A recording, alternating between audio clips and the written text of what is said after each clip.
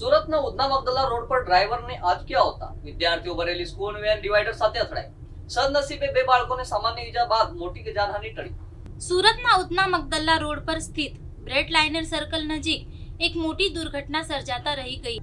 અહીં વિદ્યાર્થીઓથી ભરેલી એક સ્કૂલ વેન અચાનક ગંભીર અકસ્માતનો ભોગ બની હતી. આ વેનમાં ભટાર સ્થિત શારદા નિકેતન પ્રાથમિક શાળાના આશરે 12 થી 15 જેટલા નિર્દોષ બાળકો સવાર હતા. તમામ બાળકોને સારવાર સમયે સલામત રીતે શાળાએ મૂકવા માટે લઈ જવામાં આવી રહ્યા હતા. યાત્રા દરમિયાન અચાનક વેનના ડ્રાઈવરને ચક્કર આવી ગયા હતા અને ખેંચ આવવા લાગી હતી.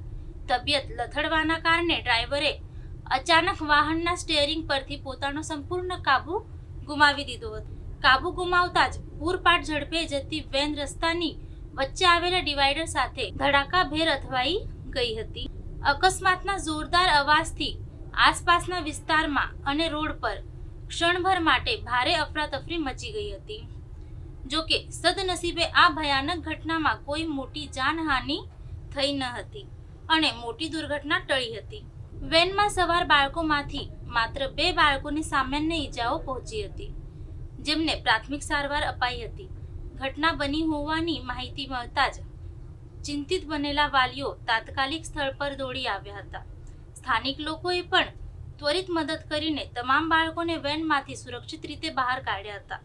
તમામ બાકીના વિદ્યાર્થીઓને તાત્કાલિક અને વેનની વ્યવસ્થા કરીને સુરક્ષિત રીતે શાળાએ મોકલવામાં આવ્યા હતા.